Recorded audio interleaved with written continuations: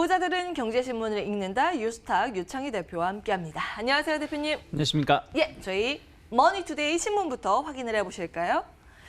네, 오늘의 신문 경제, 재계, 총수들을 만난 문 대통령, 여기 나와 있네요. 예정대로 투자해달라 이렇게 주문을 했다라는 내용입니다. 코로나19 대응 간담회를 어제 가졌는데요. 재계 총수들을 만나서 설비 투자 계획했던 거 그대로 좀 해달라라고 당부를 했습니다. 아무래도 삼성전자 이재용 부회장이 이 자리에 있었기 때문에 주목을 받았던 내용이고요. 롯데쇼핑 보겠습니다. 오프라인 유통의 칼바람이라고 이렇게 헤드가 장식되어 있는데요. 내용 좀 자세히 들여다보겠습니다. 다음 화면 보실까요? 롯데쇼핑 작년에 순손실만 8,500억 원이 나왔습니다. 극약 처방이 필요한 현재 상황이고요. 고강도의 다운사이징, 국내 시장 지각 변동이 촉각이 기울여진다라는 내용입니다. 점포의 30%를 닫는다고 하는데 저희 내용 정리해봤습니다. 다음 화면 보시면요. 마트 안 간대요. 마트 언제 마지막으로 가셨어요? 저는 그러니까 대형 마트는 한 2달 된 것 같고요. 2달 정도. 그냥 뭐 동네 마트는 뭐 하루에 한 번씩은 가죠.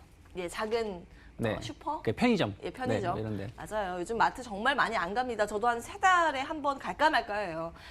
근데 이 트렌드가요.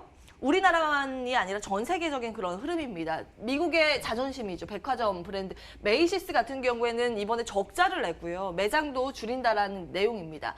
롯데쇼핑은 사실은 백화점은 선방을 했는데 마트나 슈퍼가 고정을 했고 그쵸. 마트 이번에 적자의 늪에 빠지면서 매장 줄인다라는 기사가 오늘 거의 메인에 거의 도배가 되고 있는 상황입니다. 700여 개 점포 중에서 200개는 문 닫기로 결정을 했고 신세계도 마찬가지죠. 이마트 작년에 영업이익 67% 역성장하면서 구조조정과 리뉴얼에 돌입했습니다.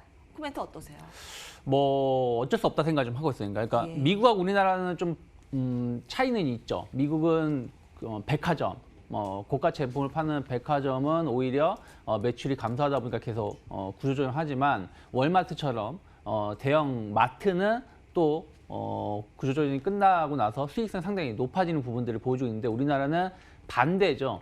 오히려 개인 소비자들이 생활 필수품을 많이 사러 가는 마트는 장사가 안 되고 있고 명품이라든지 고가 제품이 잘 판매가 되는 백화점은 매출이 계속 고공행진하는 부분들 좀 극단적인 움직임 보여주고 있는데 그 차이는 저는 아무래도 유통 자체가 다르다. 그러니까 우리나라 같은 경우는 배송이 워낙에 잘 돼 있다 보니까 나라가 이제 조그만 나라라서 배송이 잘 돼 있다 보니까 온라인 쇼핑으로 많이 턴을 하죠. 이마트 같은 경우도 제 대형 마트를 간 지가 한 2달이 넘었다 말씀드렸지만 이마트는 한 이틀에 한 번씩 쓱배송을 통해서 구매를 하고 있어요, 집에서. 그래서 이렇게 이제 아무래도 오프라인 관련된 생활 필수품을 구매하는 마트는 어쩔 수 없이 매출이 줄어들 수밖에 없다라고 생각하고 있기 때문에 롯데쇼핑 같은 경우가 어떻게 보면 롯데 슈퍼 이런 것을 구조조정을 하는 것이라서 이것의 효과가 얼마나 날지 모르겠습니다. 그래서 이것에 대한 효과를 좀 확인하기 전까지는 주가 자체가 강하게 반등하기 힘들다. 사드도 이겨냈지만 결국에는 이번 코로나19로 인해서 오프라인 감소는 이겨내지 못했다는 표현이 나오고 있기 때문에 조금 더 주가 흐름을 봐야 되겠고요. 반면에 말씀드린 것처럼 명품이라든지 면세품이라든지 이런 쪽 관련된 매출은 계속해서 늘어나고 있는 부분이 좀 더 이어질 가능성이 높기 때문에 신세계 같은 기업은 저는 조금 더 주가를 긍정적으로 볼 수가 있다. 그래서 만약에 조정이 나온다라면 매수 관점을 보시고 반면에 이마트는 좀 더 부진한 모습을 보여줄 수밖에 없지 않을까 생각하고 있습니다. 예. 그러니까 전통 유통 채널에 대해서 이제 변화에 어떻게 대응할 것인가 기업들도 지금 고민을 하고 있는 부분입니다. 그러니까 대세 트렌드에 얼마나 부합해 나가는지 그리고 소외받는 부분은 이렇게 매장을 닫을 수밖에 없는 현재 상황입니다. 그런 부분들 유념하시면서 대응 전략 세우셔야 되고요. 앞서 오프라인 말고 온라인 쪽에서 구매를 하게 된다라고 말씀 주셨잖아요. 혹시 주식시장에서 연관된 기업이 있을까요?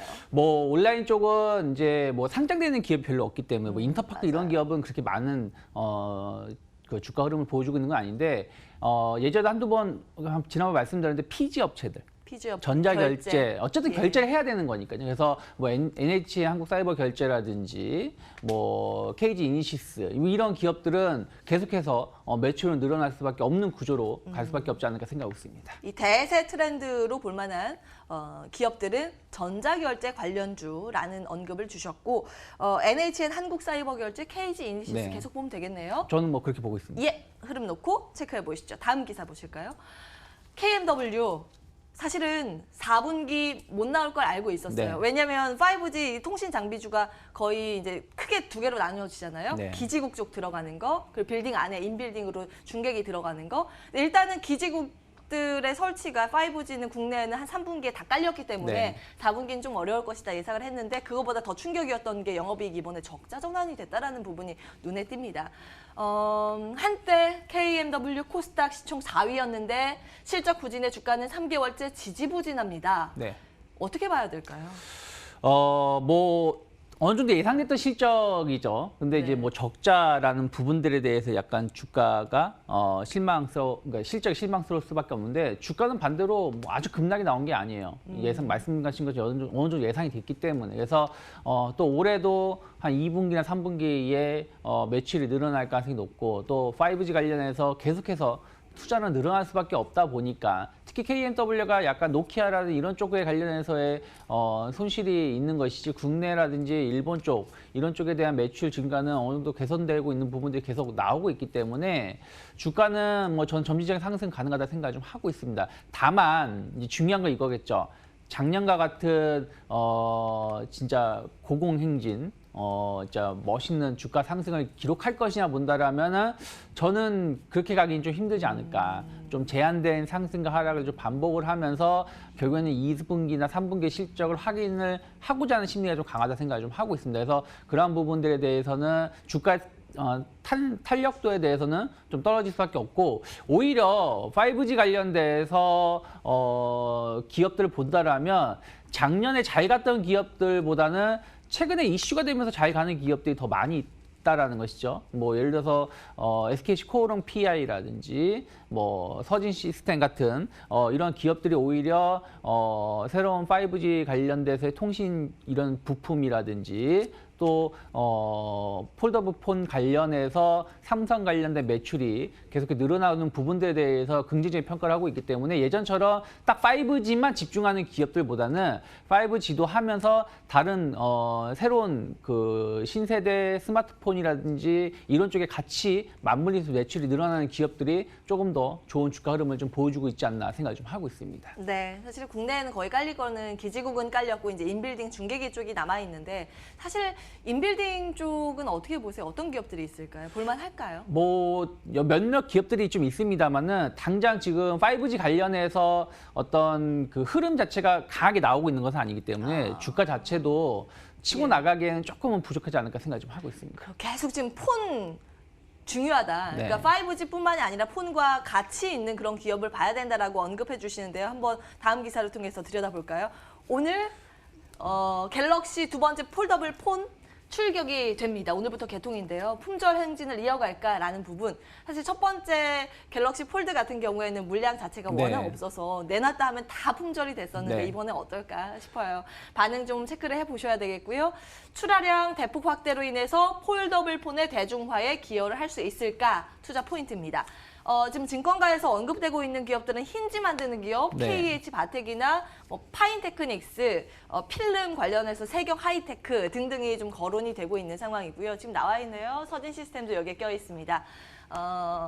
뭐 워낙 삼성 갤럭시 충성 고객이시니까 그걸 좀 감안해서 듣겠습니다. 의견은요? 네, 그러니까 저는 노트 시리즈를 많이 쓰고 있어요. 노트. 그러니까 왜냐면은 저는 펜을 많이 쓰고 있거든요. 그래서 이번 제품을 원래는 사고 싶었는데 저는 이제 G 플립은 저한테 좀 맞지 못하기 때문에 못 사고 다음에 나오는 폴더블 폰 2는 노트 시리즈처럼 펜이 나온다고 하더라고요. 그래서 그때는 이제 좀 구매를 좀 하려고 하고 있는데 안 그래도 이제 친구가 이제 통신 관련된 일을 하고 있어서 물어봤습니다. 이거 보조금 얼마 되냐 물어봤는데 뭐 여기서 말씀드릴 수는 없습니다만 얼마까지 해줄 수 있다라고 말하고 물량도 그 전보다는 좀 나름대로 확보가 가능하다라고 하더라고요. 작년 같은 경우는 뭐 나와도 자기들은 받아갈 수가 없다라고 할 정도로 그러니까 워낙에 낮은 물량이 공급이 되다 보니까 이걸 뭐 의미는 없었습니다만 지금 같은 경우는 초기 물량도 좀 많은 편이고 그전보다는 그리고 뭐 폴더블 폼은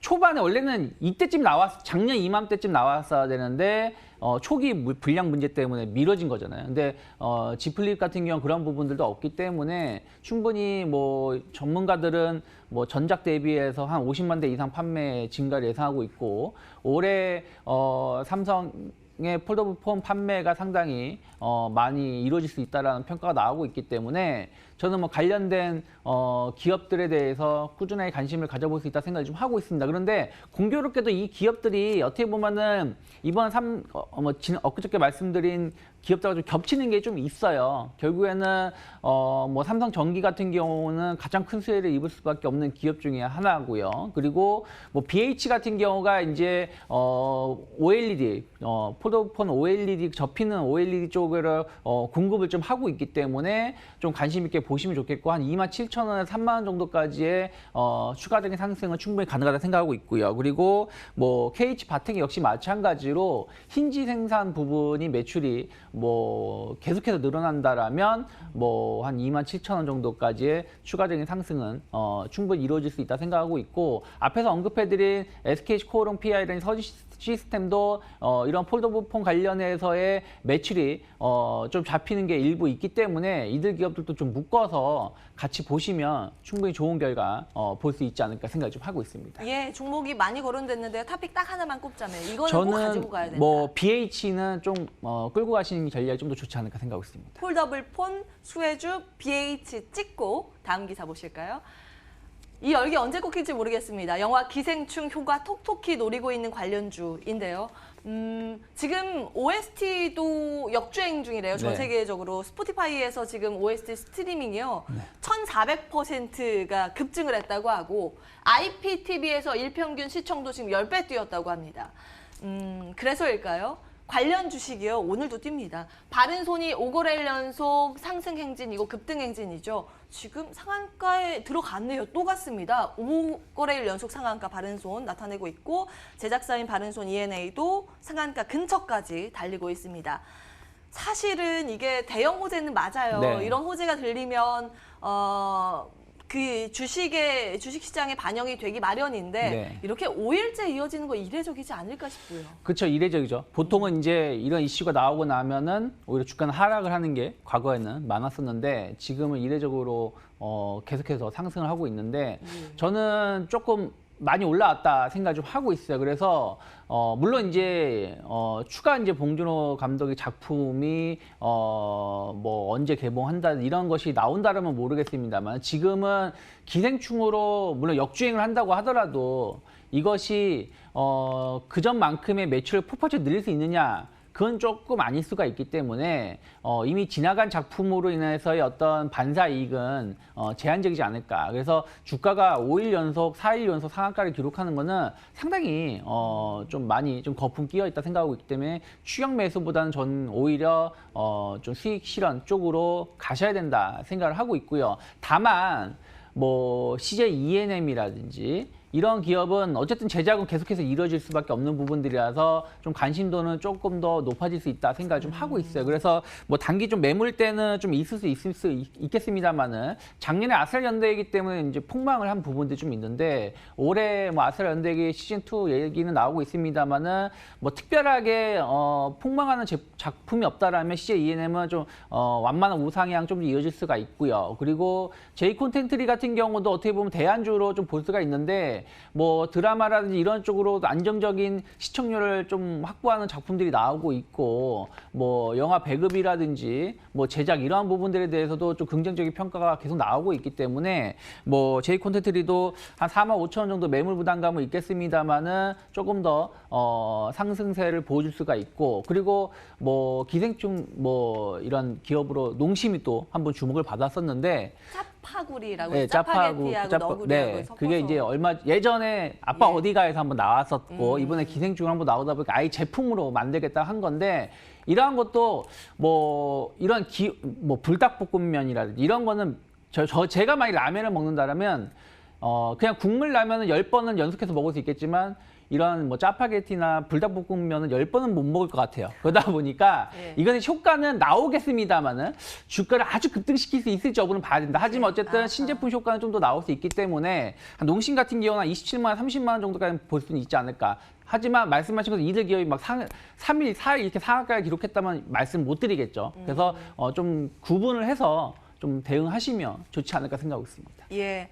그러니까 오프닝에서 말씀드린 것처럼 반짝 인기인가 대세 트렌드인가 이걸 이제 가려내는 작업이 지금 굉장히 네. 중요한 것 같습니다. 농심은 어쨌든 인기는 지속되고 있는 지금 상황에서는 반짝 인기 쪽으로 말씀 주셨고 대세 트렌드는 결국에는 구조적인 변화, 컨텐츠에 대한 관심이 이어질 것이다라는 관점에서 제이 컨텐츠리 스튜디오 드래곤은 언급해 주셨습니다. 흐름 놓고 체크해 보시죠. 뉴스탁의 유창희 대표와 함께했습니다. 말씀 고맙습니다. 고맙습니다.